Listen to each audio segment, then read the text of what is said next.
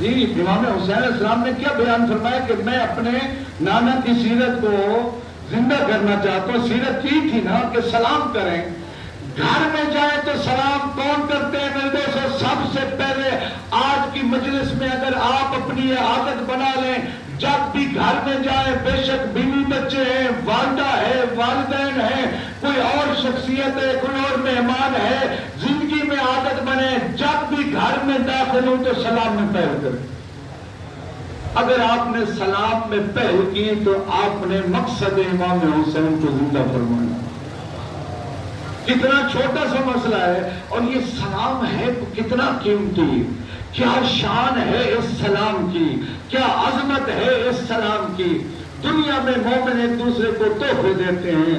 قرآن میں ہے جب جنت میں ایک مومن دوسرے مومن کو کوئی تحفہ دے گا، سب سے بڑا تحفہ یہ ہوگا ایک دوسرے سے کہے گا سلام علیکم.